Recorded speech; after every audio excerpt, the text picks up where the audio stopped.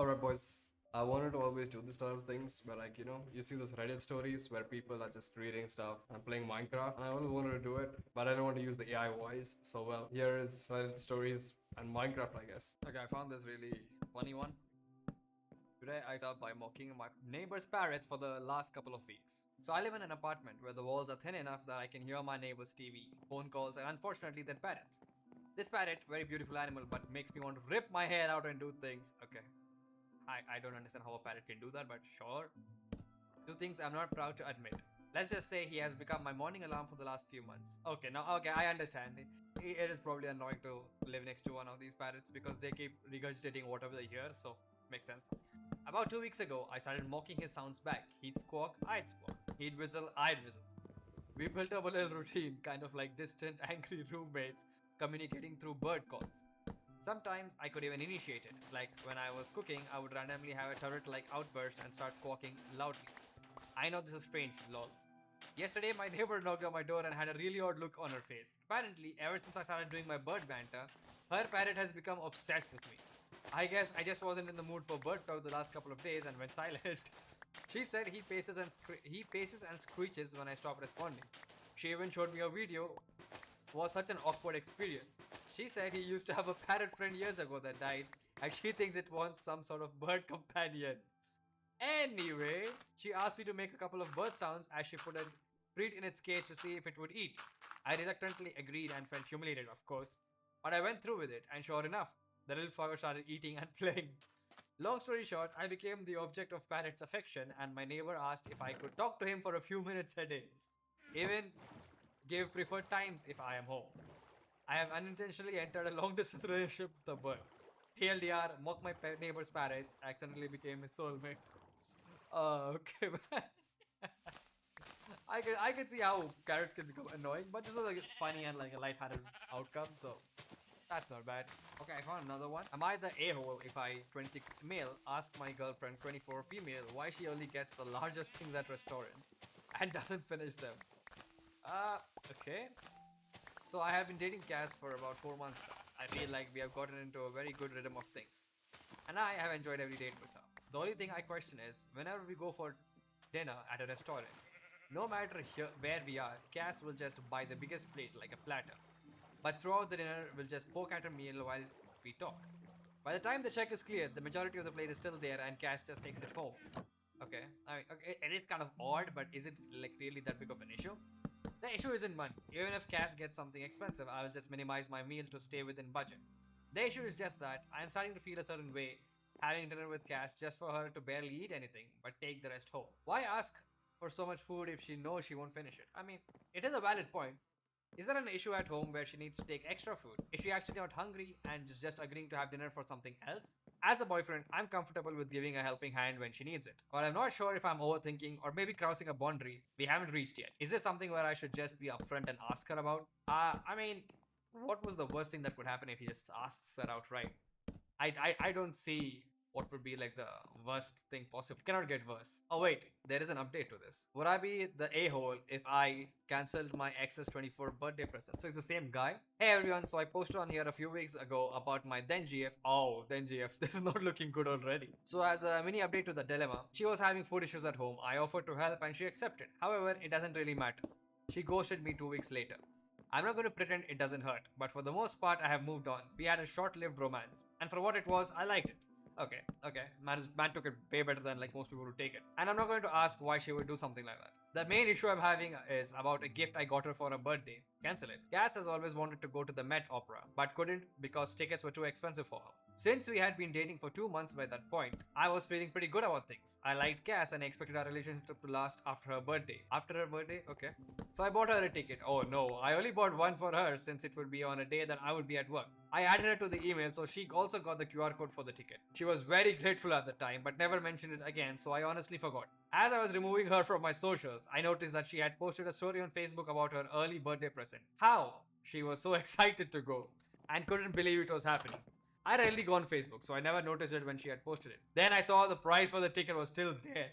$224. Okay, that's a hefty ticket, man. I don't know. I think I would have refunded that.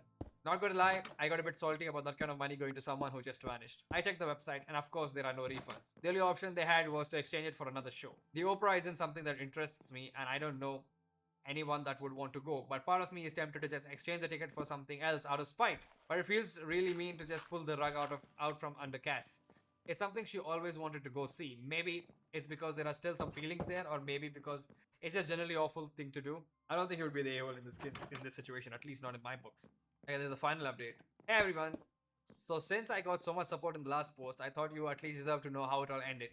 So I took the last few days to think things over, and well, turns out I didn't need to. The needle dropped on the whole ghosting situation with Cass. She was talking to someone else when she ghosted me. Many of my friends suggested this at first. Also, they cheated on him. That she found a better offer and took it. Okay, makes sense. Her Instagram was the last thing I didn't remove her from.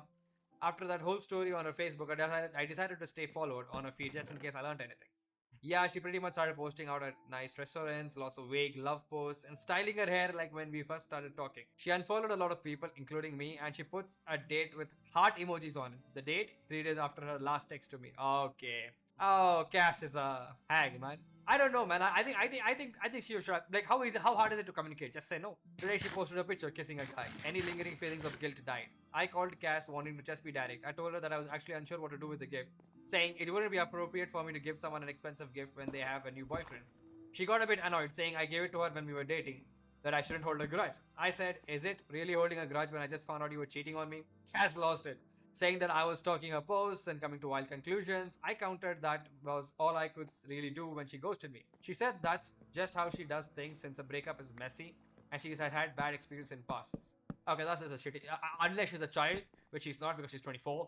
I don't understand what this thing is about. Then the petty language started coming out. That her new boyfriend was more able to support her, that he was focused on the grind, while I'm working myself to death to barely make ends meet. He can take her out almost every day while I had to work around my schedule. I work in healthcare, and if you've ever worked in a hospital, you know it's long hours. Bro, respect, man. He works in the healthcare. Bro, she is such a shitty person. I countered that, and I gave her. I countered that I gave her all my free time, and if she had problems with our relationship, she could have talked to me. I ended the call saying her boyfriend could buy her the ticket instead. I exchanged the ticket for one to Carmen and gave it to my mom as an early Mother's Day gift. Did I jump to conclusions? Maybe. You can tell me if I'm in the wrong since I actually did it. Am I the a-hole? No. I think it's pretty fine. I honestly think Cass was just a pissing off person. That should have not been something that she should have done. But she got karma. And I don't think she deserves to get the ticket.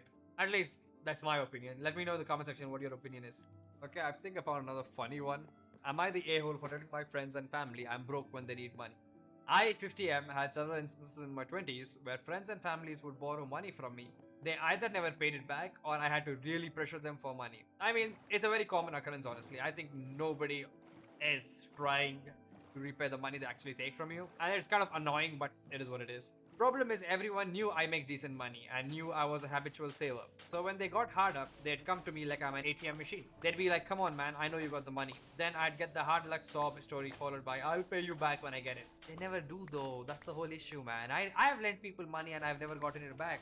And I've never been pushed for it because it's too much work and it's honestly petty. I feel bad like asking people money back. I mean, that I lent them, so that's kind of weird. So, yeah. So I opened up a new bank account. I only put $20 in savings, the minimum required by this bank.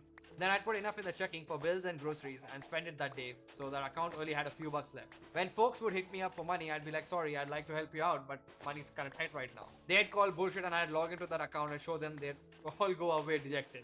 After a few years of these, people started asking me where my money went. Obviously, I'm not going to tell them the truth. Savings, HYSAs, investments. So I'd say beer or strip club or the casino. And not only did they believe me because that's what they did, by the 2010s, they were actually lecturing me about not wasting my money. Anyway, in 2010, I got married and filled my wife in on the situation. She thought it was funny. Anyway, my sister came over for Halloween and made some comment about how glad she was that I learned to be more responsible with my money. My wife started laughing and spilled the beans. My sister confronted me and I confirmed it was true. Then I told her I wasn't 20 anymore and if she hit me up for money, the answer would be no. She told the rest of the family something is hilarious, but others think I'm a tight-worded a-hole. Some have asked me how much I have, and I tell them none of your business. So, am I the a-hole? I don't think he's the a-hole, man. Like, there's nothing he could have done. If these people are like bad and they're just like getting written off as bad debts, it's kind of problematic for the person because at the end of the day, the person will actually run out of money. I feel like this would be really bad because it could have gotten to a point where he himself wouldn't have money. And yeah, I think he's not the asshole for it. It's fine. I think I found another one. Am I the a-hole for calling out my in-laws after they mocked my parents for crying? I, female 23, just had a baby. After giving birth, I stayed with my parents for like 2 months before moving back home with my husband. When my husband and his parents came to pick me up, my parents got emotional saying goodbye, like, yeah, they cried a bit. It was really sweet, honestly. We don't live close and they want to see us often. I mean, that's fine, right? Even my mom gets emotional whenever I leave her and I have to fly back to where I live. So I don't think this is weird, but sure.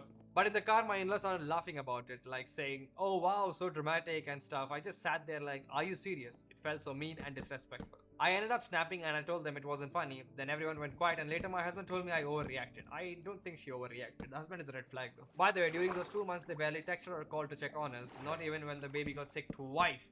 And now they're mocking my parents for caring too much. I don't know, man. Am I the a-hole for calling them up? I don't think she's the a-hole.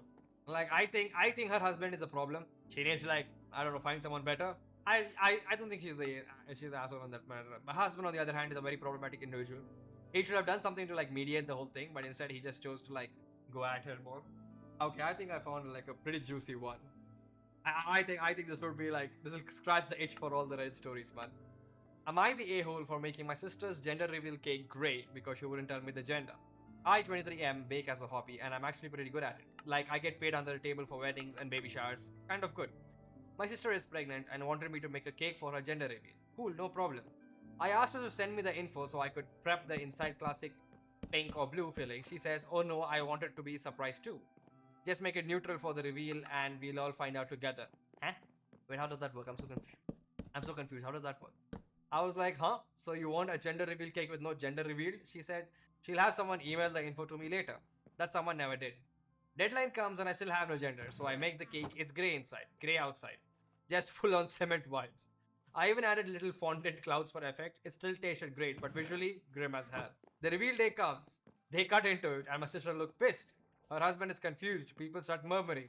Then she pulls me aside like, why would you make it grey? That's so passive aggressive. I calmly reminded her that no one told me the gender. I literally had no data to work with.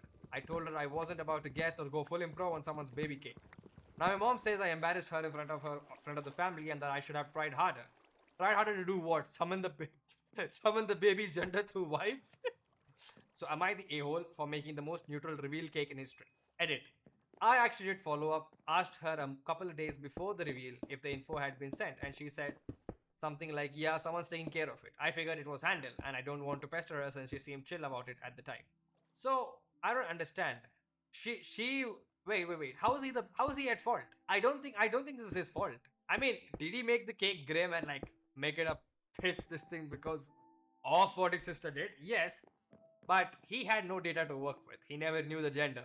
So he just put grey inside. And the sister literally said to put neutral color for the reveal.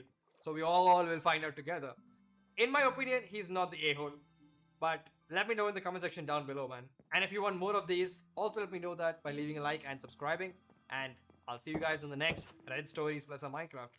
Oh, by the way, how is the house looking? It still has to come together a little bit. I have to, put some more glass and maybe some accents to the colorings. But yeah. Thank you for stopping by. Peace.